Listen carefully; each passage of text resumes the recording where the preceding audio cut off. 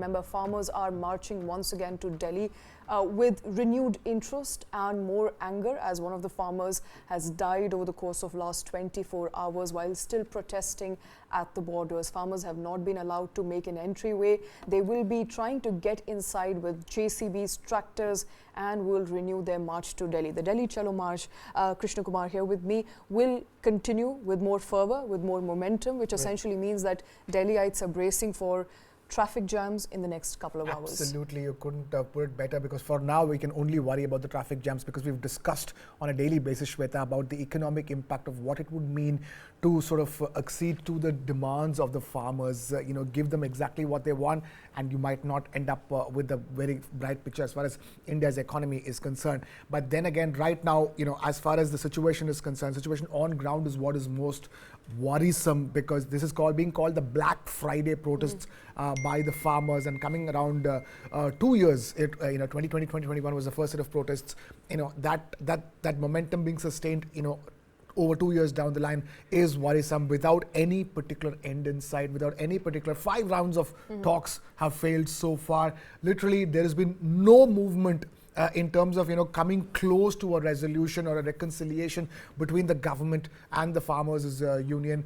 So at this stage, all we can talk about and tell viewers watching this is that all these barriers that are being put up, the forces on the ground to ensure that there is the law and order situation doesn't go out of hand. All of this means that the daily commuters of Delhi, people going to work, people going to colleges, people taking their children to schools, all of them will be affected today. So we are telling all those watching this broadcast to be extremely careful, figure out the routes which you're going to be usually taking, and whether they are going to be jammed or not. Shweta, some of that is even causing ripple effects in areas around Delhi. For example, people coming into Noida from Delhi, people going into Gurugram from Delhi, all of them are already facing issues, aren't they? All right, they are of course facing issues. These are visuals from yesterday. We'll also try and get in visuals as of this morning, because this morning, as I mentioned and as Krishna also reiterated, this is the Black Friday that farmers are observing after a farmer died on the borders yesterday. They have renewed their will and focus to go back to Delhi to ensure that they are able to break through those barricades that they have been prevented from getting into. There are picket lines. We are given to understand Delhi's been fortified once again. A protest after a farmer died in Kothari border crossing. And let's going back to the economics of it, because that is where it all emanates from. This is not just a political protest, as a lot of people are saying. It's also an economic protest. It's a protest that farmers are ensuring that they must continue to be on in order to get what they rightfully deserve, which is doubling of their income. A lot of those demands that we cannot accede to, that the government is saying that it cannot accede to, are of course on economic lines. Krishna, let's quickly run our viewers through what they're asking. Fair enough. Great. So one is obviously the latest in terms of, if to put it simply, that demand for C2 plus 50%. The formula given by the MS Swaminathan committee recommendation, that's the main bone of contention. That is the cost of all the produce plus 50% being the minimum support price that the farmers are asking for, which means that if they spend 100 rupees making produce, then that needs to be procured by the government at 150 rupees. So that's where this is all boiling down to, and the government is basically saying that that's going to be impossible, because that will make the expenditure on agriculture the biggest in the entire budget of the Indian budget, something that the Indian government at this stage cannot afford at all. But when you take it back and you say things like, doubling a farmer's income, that is something Prime Minister Modi has been talking about for a while. They have been talking about how, there is a certain amount of money that goes into the pockets of the farmers on an annual basis, because, you have everything from the fertilizer subsidy, you have, government measures being put in place for money to reach farmers one way or the other. The question here is that how come that all that's been done so far is just not enough for the farmers to relent even a little bit? It seems the protests make it seem as if the farmers get nothing right now.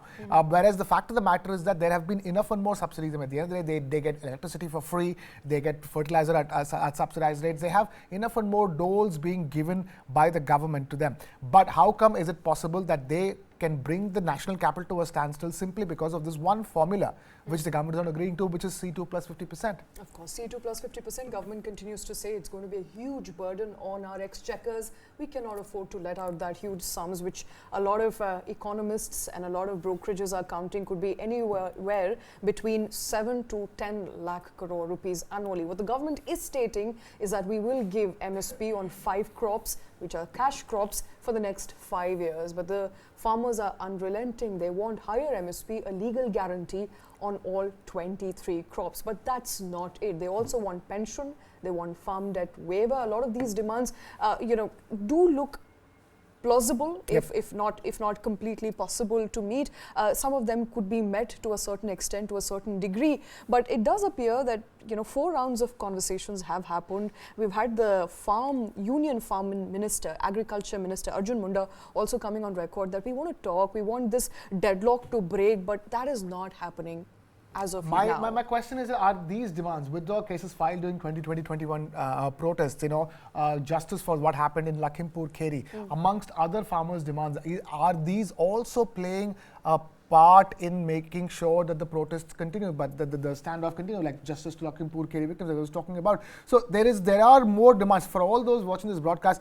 Yes, of course, the fundamental bone of contention is the C2 plus 50% formula that the farmers are asking for its MSP, and more importantly, MSP not just for one set of crops, but for all 23 cash crops in the country. Yeah, sure, but repeal Electricity Amendment Act 2023. There are more and more. There are demands. These are the laundry list of demands the farmers have. I'm just trying to understand where exactly are the farmers when it comes to willing to relent on even one of these demands apart from the minimum support price. So, are these standing in the way of a resolution of the protests? I wouldn't know. Sitting here is very difficult to understand. But yes, I really hope that the conversation between the farmers and the government takes place with some sanity, in the form of some sane economists, also intervening in the process to help farmers understand how, because the farmers are on the streets because at the end of the day, agriculture in this country is not as remunerative as it should be.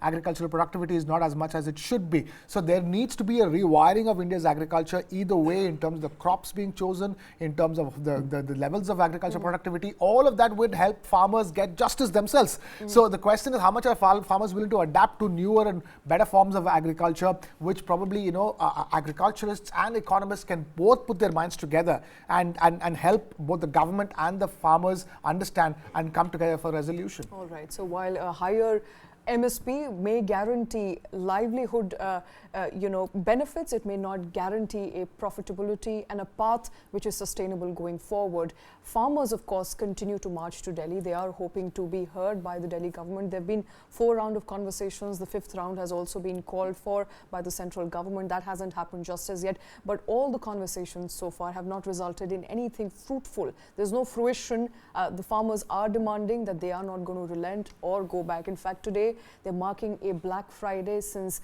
a farmer died yesterday on the borders. They are continuing to stay on the borders. They will stay put, hoping to march to Delhi very, very soon. But farmers' protest will result in, of course, mayhem of sorts in the national capital. Traffic snarls are expected. Advisories have been issued by the traffic police as well as by the General Delhi Police.